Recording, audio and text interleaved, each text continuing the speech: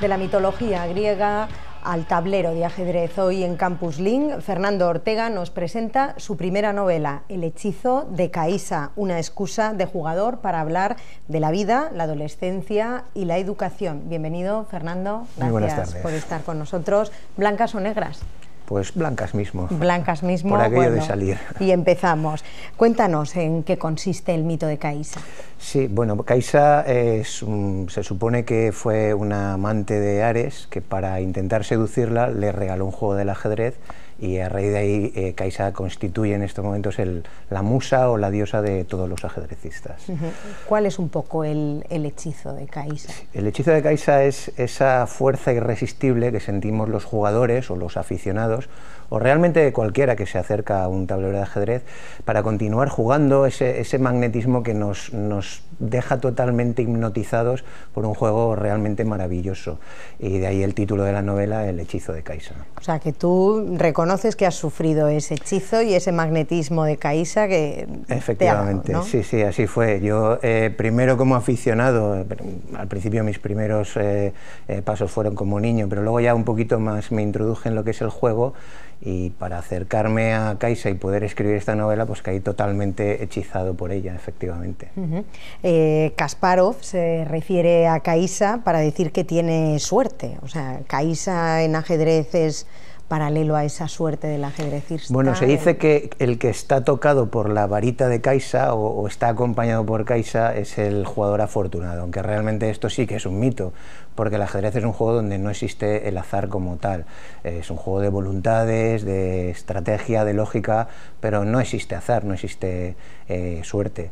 La única suerte es que Caïssa esté a tu lado y que tengas la inspiración.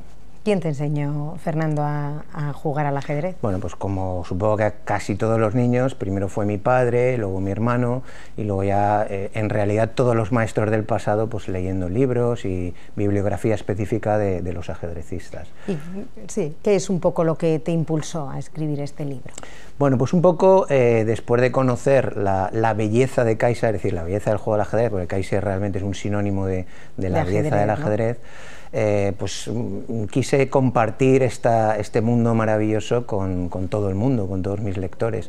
Y luego un poco con experiencias que tuve a nivel literario dije, ¿de qué puedo escribir? Pues voy a escribir de lo que conozco y de lo que me apasiona realmente, que es el ajedrez. Y luego como hay otros temas colaterales dentro de la novela, sobre todo el tema educativo, y yo soy docente, pues evidentemente ese fue uno de mis impulsos para escribir esta novela. Docente, profesor además de educación física, ¿se considera el ajedrez un deporte? Buena pregunta. En algunas instituciones todavía no está reconocido como tal, por ejemplo no es un deporte olímpico, aunque sí que tiene sus olimpiadas específicas.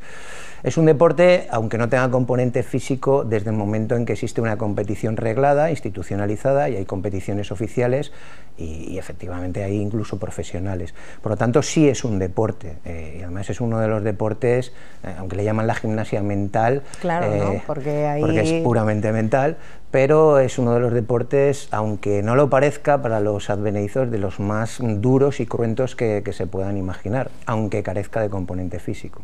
¿Por qué? ¿Por qué razón crees? Porque es una lucha de voluntades. Continuamente estamos intentando imponer nuestras ideas, nuestro valor cognitivo, nuestra capacidad al adversario. Y aunque no lo parezca, cuando un jugador se enfrenta a un adversario en una partida larga de, digamos, 4, 5, 6 horas, incluso el esfuerzo físico es tremendo. No es ningún secreto que los campeones del mundo y los jugadores profesionales hacen preparación física específica para las competiciones de larga duración. Es decir, que la forma física también es importantísima. De hecho, hay jugadores que llegada a una edad ya tienen muchas dificultades porque exige una resistencia física importante, muy importante. ¿La capacidad de concentración se puede conseguir también a través de...? Se puede conseguir y se entrena a través del ajedrez. De hecho, el ajedrez es a muchos niveles, tiene un altísimo potencial formativo y, entre otras cosas, para lo que es la atención y lo que es la concentración.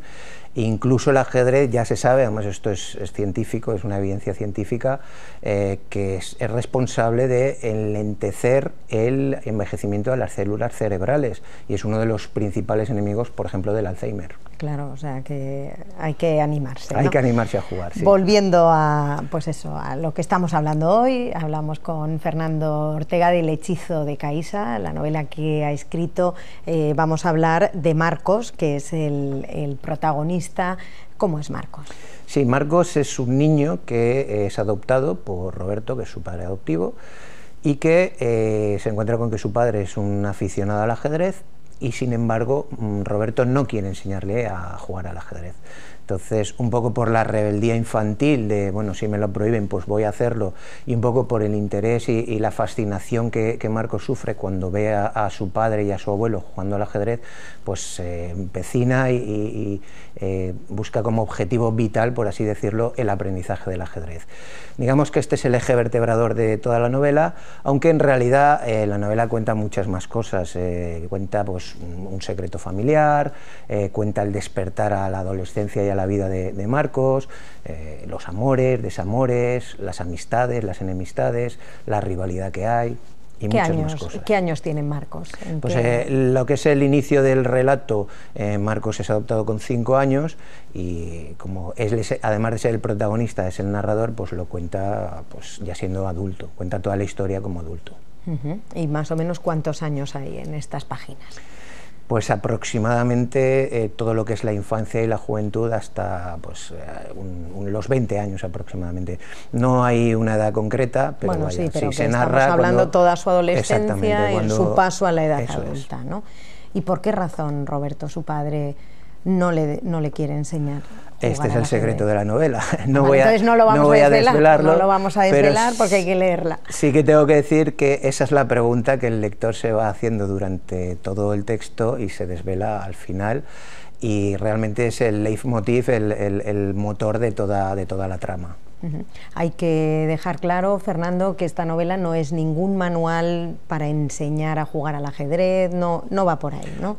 No, en absoluto. Aunque sí que hay muchas claves y muchas jugadas. No exactamente. Esta es una novela que puede leer cualquier lector, independientemente de que sea ajedrecista o no, incluso advenedizos que prácticamente no sepan ni cómo se mueven las piezas.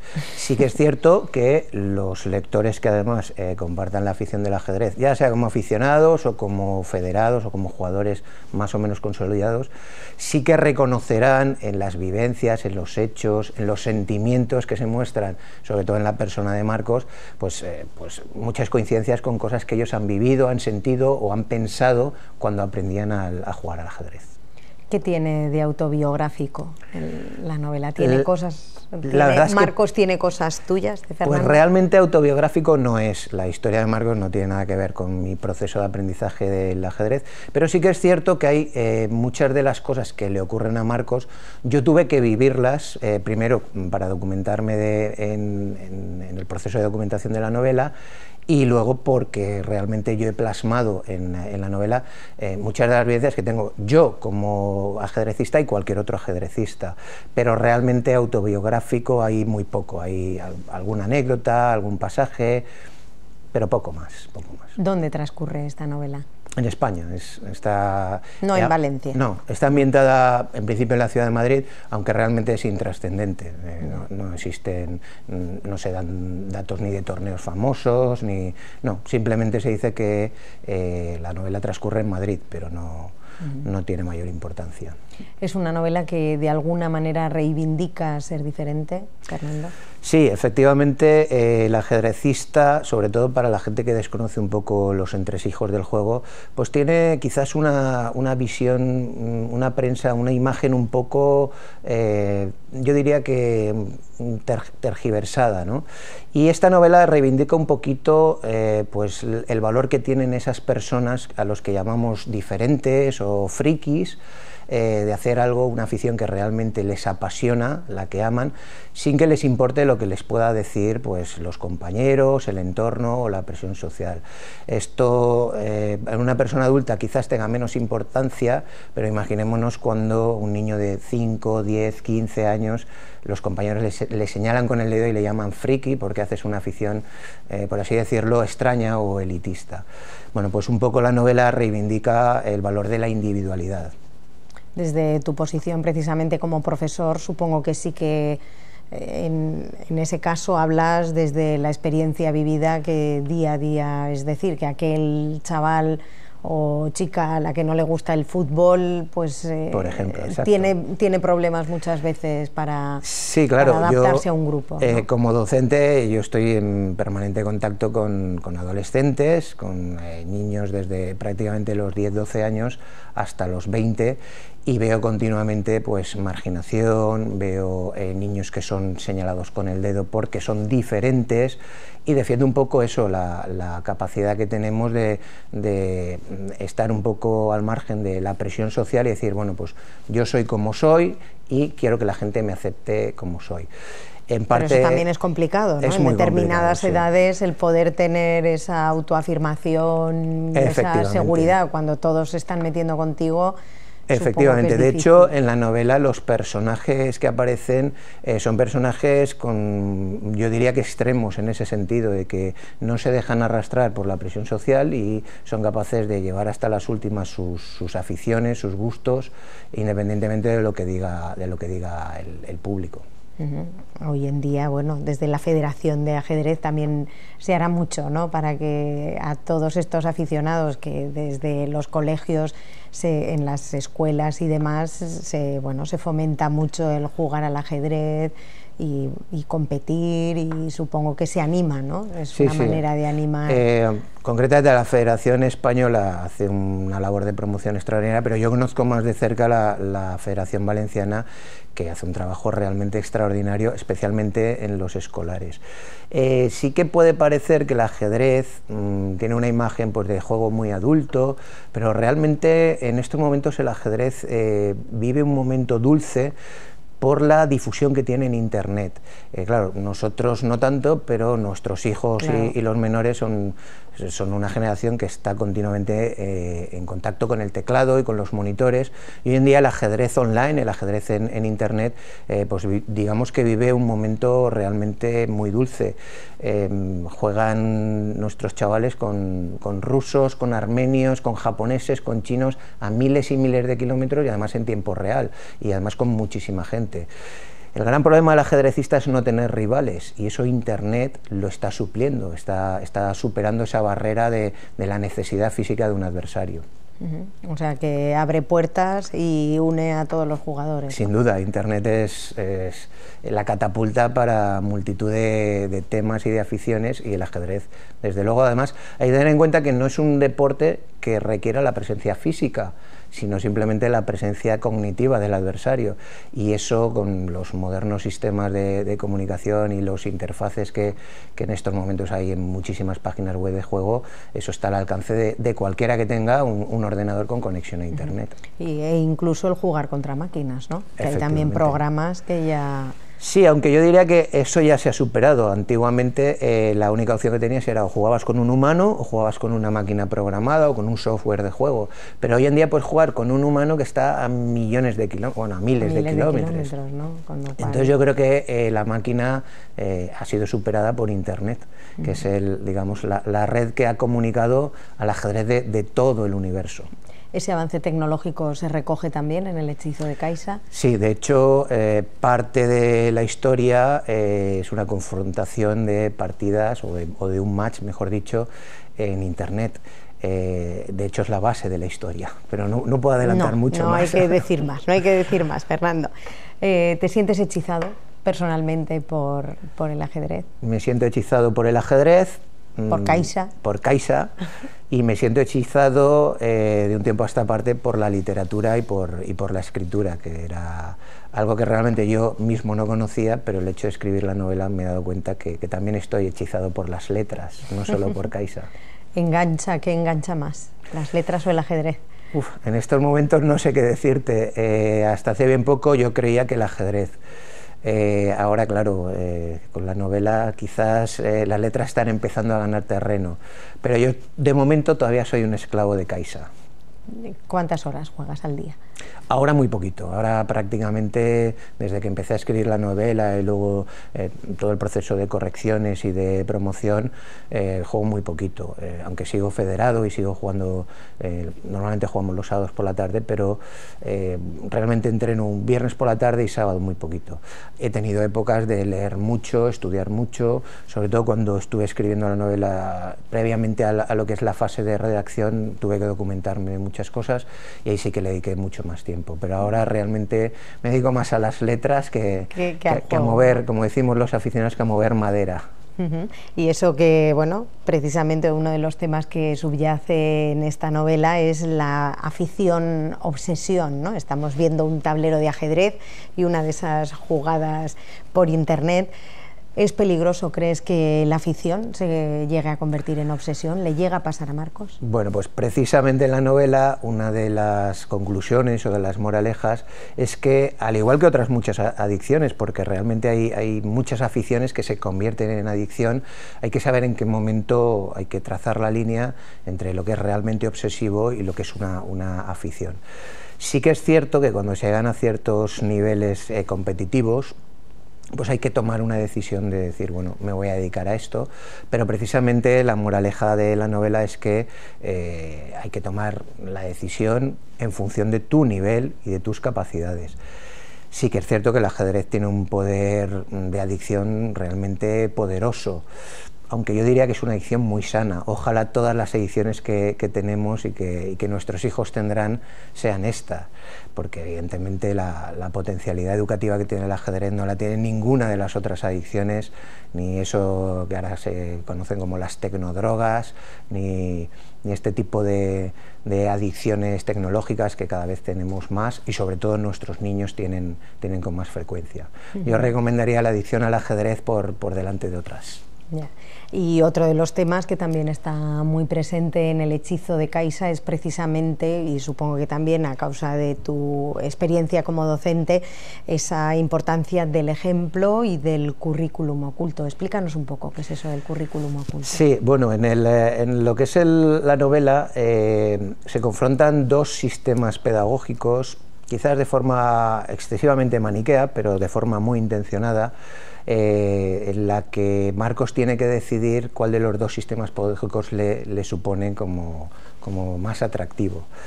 Pero realmente, lo realmente importante y la conclusión que se saca de toda la novela en cuanto al tema educativo es que la herramienta fundamental del aprendizaje es el ejemplo, y que lo que realmente nos marca, nos cala, nos deja huella para el futuro es el ejemplo que tenemos de nuestros maestros.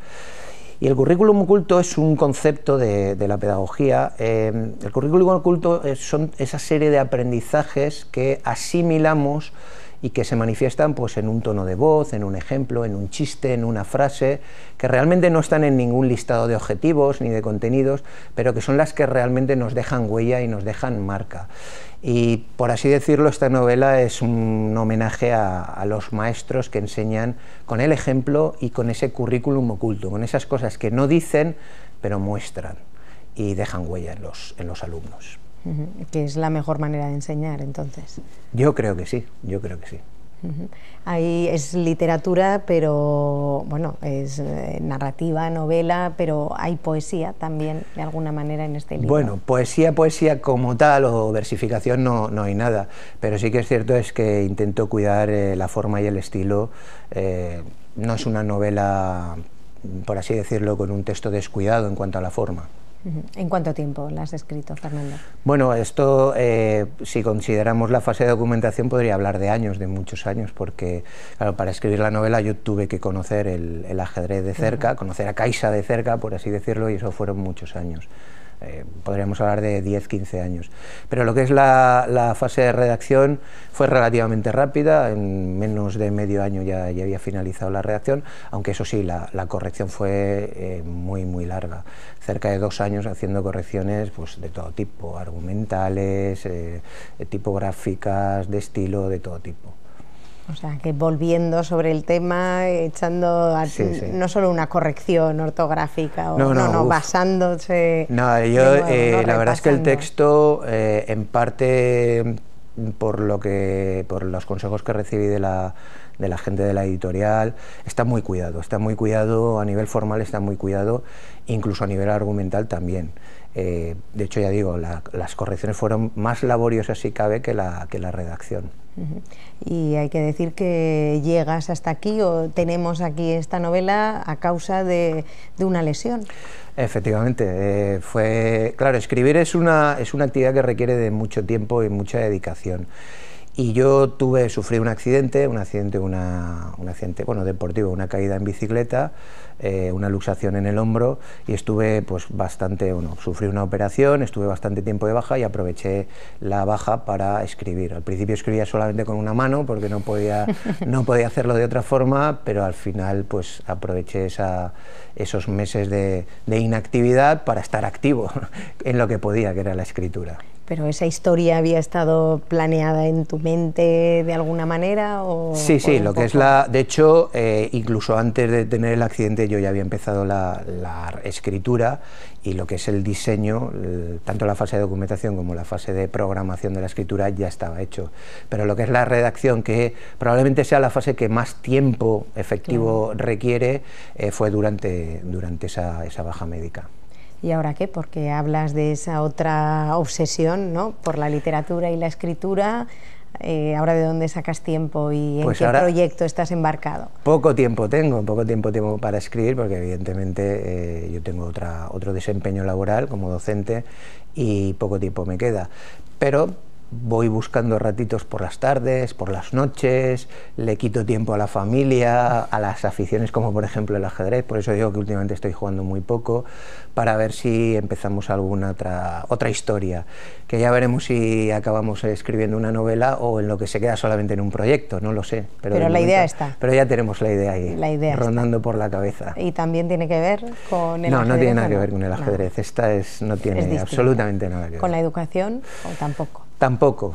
Bueno, de momento lo que es la idea primigenia no hace referencia a ninguno de estos dos temas. Ya veremos si luego, en lo que queda, cuando se pone uno a redactar, ya veremos en lo que desemboca. Luego la inspiración, a ver en lo que deja. Efectivamente. ¿No? Pues Fernando Ortega, muchísimas gracias por acompañarnos, por haber venido a presentarnos tu novela, y es todo por hoy. Hasta aquí llegamos. Os hemos presentado El hechizo de Caísa, de la editorial Viceversa, y os agradecemos una vez más haber estado ahí al otro lado. Gracias, hasta el próximo miércoles. Adiós.